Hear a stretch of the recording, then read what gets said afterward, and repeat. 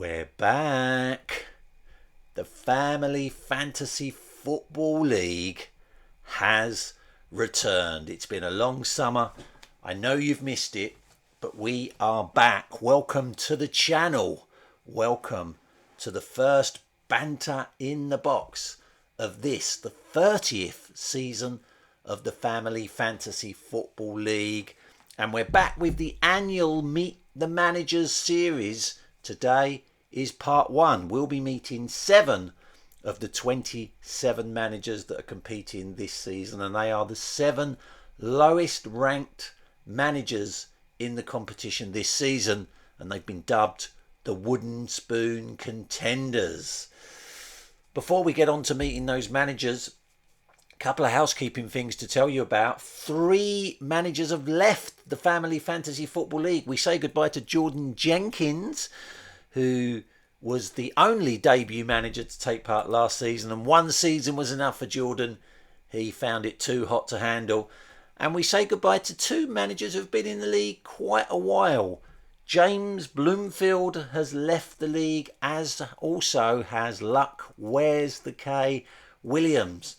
They're getting out before they were pushed, because this is going to be the toughest season in the Family Fantasy Football League on record. Those of you with good memories will remember last season's final Chairman's Chats edition was with Benny United manager Mark Benwell, and he called for a more close-knit Family Fantasy Football League like we used to have in those early years. It sparked a poll on the Family Fantasy Football League Facebook group about how we should achieve that. There were 3 options. Don't change anything, reduced the number of people in the league to 24, or reduce the number of people in the league to 20.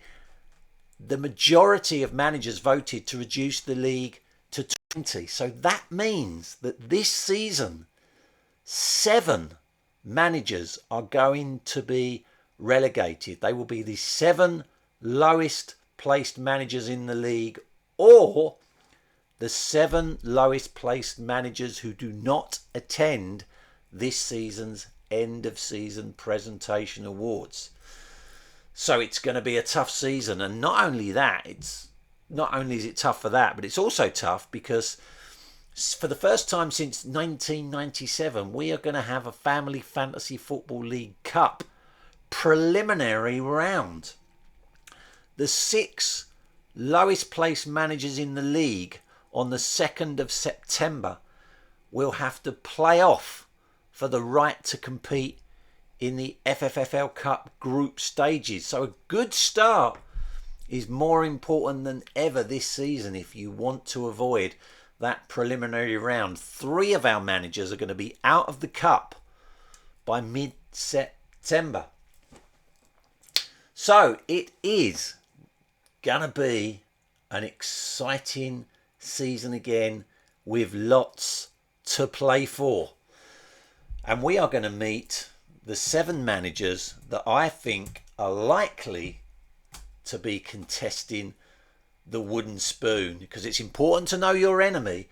And I've been doing some research, as much as I can be bothered to do, on what the managers have been up to pre-season, how they've been preparing themselves for the tough season ahead, to give you a little insight into who you need to look out for. So without further ado, the lowest ranked manager in the Family Fantasy Football League is our only debut manager this season, and that is none other than Kira Mouldy. Ranked the 27th of the 27 managers, so the worst manager in the league. But let's be fair, that's only because I have absolutely no form guide to go on, because this is Kira's first season. Her team name she's gone for is the Mouldy Massive. And obviously, as I just said, this is her debut season. She's never competed in the Family Fantasy Football League before. And as we all know, generally, there are exceptions to every rule, but generally, managers in their first season do struggle. She passed the first hurdle. She managed to submit a valid team at the first time of asking. In fact, as we air this episode, 20 of our 27 managers have submitted valid teams, and nobody, this must be some sort of record, nobody has appeared on the wall of shame yet.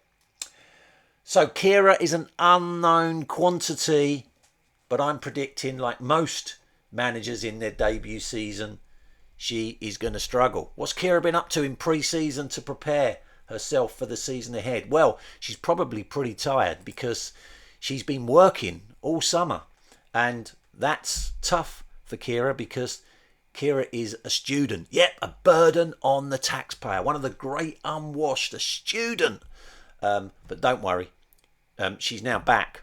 Well, not yet, but in a couple of weeks when the term starts, she'll be back to being a student. No more work for Kira, and she'll have loads of time to focus on the Family Fantasy Football League, because as we all know, students don't really do anything for at least half of the week. So actually she might be a threat because she'll have loads of time to study the Family Fantasy Football League. All will be revealed. The 26th ranked manager in the Family Fantasy Football League is none other than Angela Addis. Team name Norfolk and Chance FC. 18 previous seasons in the Family Fantasy Football League. Angela is definitely classed as a veteran now. Her highest ever finish, 9th, back in 2006. Her best ever league position, well, that was that season, 9th. She's never been higher in the league than 9th in all of those 18 seasons in the league. Honours. She did win the Family Fantasy Football League Cup against all the odds back in 2003. Why is she ranked as low as 26? Well, it's also because she holds the record for the number of wooden spoons. Nobody has won the wooden spoon more times than Angela. 4 occasions, including last season. And I think she's going to be battling to avoid the wooden spoon again this season. What has Angela been doing to prepare for pre-season? Well, this is another reason why she might struggle. She's been stalking the cast of Downton Abbey.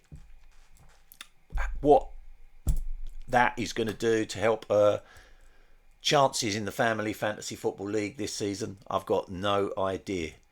Next up, we have Ryan Perrin, ranked the 25th best manager in the Family Fantasy Football League. Team name Pez United. Now, he did toy with the idea of changing his team name this season, and I'm not saying Ryan's whipped, but Sophie said he wasn't allowed to change the name, so he stuck with Pez United. 8 previous seasons in the Family Fantasy Football League. He should be getting the hang of it by now.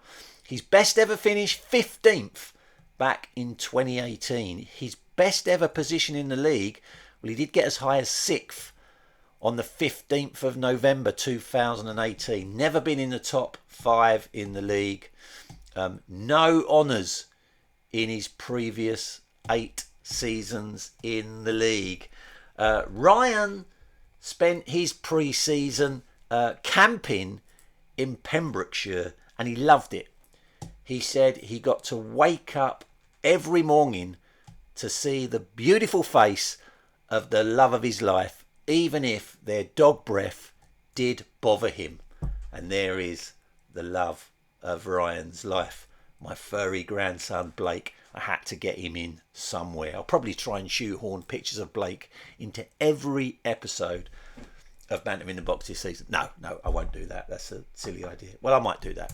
Next up, Jack Hoxby, the 24th best manager in the Family Fantasy Football League. Team name, Masters of None.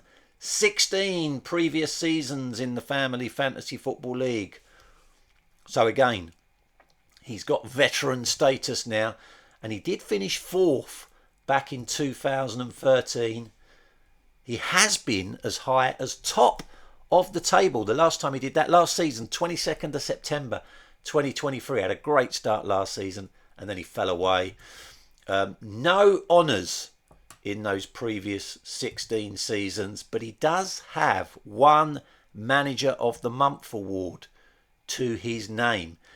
Spent his pre-season in Seoul and Japan. What do you do when you're in Seoul? Well, you know when you go on holiday and you go clothes shopping and you think, I'm going to look really cool in that. I mean, I do it all the time. But normally I have the voice of reason with me, aka Joe Hoxby, who says, you're not buying that. You cannot wear that in Braintree. Well, unfortunately, Jack didn't take his other half to Seoul with him, so he didn't have a voice of reason to say, don't buy that outfit. So this is what Jack has been rocking in Edinburgh all summer. Personally, I think he looks great. I think he carries it off. And if he ever wants to sell it to me, I'd buy it. Well, I'm not sure he's my size. I think he's a bit bigger than me. So that is Jack Hoxby. Next up, we have Megan Hoxby, the 23rd best manager in the Family Fantasy Football League. Team name Megan Hoxley Chamberlain. 12 previous seasons in the Family Fantasy Football League. Her best ever finish, 12th, back in 2019. Her best league position, she did get as high as 3rd on the 11th of February 2021. But no honours for Megan in those 12 previous seasons. And worrying times for Megan's significant other, Alexi Lagos. Megan turned 30 during pre-season. In fact, it was only a matter of a week ago. And I think she's getting broody because she's taken to grabbing babies, sometimes off of complete strangers, and holding up a picture of herself to see what her and Alexi's baby is going to look like. You could get into big trouble doing that, Megan, but I'm not going to stop her. Next up, we have Stephen Lee, the 22nd best manager in the Family Fantasy Football League. Team name Shrimpers FC. Number of previous seasons in the Family Fantasy Football League, 7. His best ever finish was 8th back in 2016. That was the highest he's ever been in the league in those 7 seasons. And you might think, that doesn't seem too bad. Why is he ranked so low? Well, he's never won any honours in those 7 seasons. And he actually won the Wooden Spoon back in 2018. What has Stephen been up to in pre-season? Well, I've got absolutely no idea because he's a very private person and he's got all the privacy settings locked down on his Facebook page. So I've got no idea what Stephen has been up to pre-season. But if I know Nick Lee, Steve's significant other, he's probably just spent the summer at Nick's beck and call being totally whipped. Next, and the final manager we're meeting today is none other than Joe Hoxby, the 21st best manager in the Family Fantasy Football League. Team name Linden's Lovelies. This is the cunning plan. Last season, Joe controversially changed her team name to Average Joe's, thinking it would be a change in fortune for her. But it didn't work. It just goes to prove, whatever your team name is, it takes more than a good team name to win the Family Fantasy Football League. So she switched it back to Linden's Lovelies. Joe is one of only 5 managers who've competed in every single season of the Family Fantasy Football League. Major honours? Well, there's a lot. She was the champion in 1999. She became the first woman to win the Family Fantasy Football League. She was the runner-up in 1997 and 1998. She was the FFFL Cup winner in 1998. She came close to doing the league and cup double. She was also the manager of the season in 2021. And she's got some minor honours as well. She was a Golden Boot winner in 1999. She got the most weekly wins in 2017, and she's had one Manager of the Month award. That's an outstanding record. Why is she ranked so low? Well, it's because she's won the wooden spoon 3 times. 2003, 2005, 2007. She was awesome at the Family Fantasy Football League until the millennium, and then she caught some sort of Y2K bug, and other than a brief flourish in 2017 when she finished 6th and got the most weekly wins that season, she's normally in a relegation dogfight every season. What has she been doing in pre-season to get ready for the season ahead? Well, lots of incredibly weird stuff, but I have to live with her, so I'm not going to share it. I'm not an idiot. Manager of the season table. This is what it looks like, the top half of the manager of the season table anyway, and it is Niall Ponsford out at the top of the table, and he's confident he's going to win something this year because he's already brought himself a throne for his living room, and I didn't believe him, so I said, can you send me a photo? And he did. Appreciate that, Niall.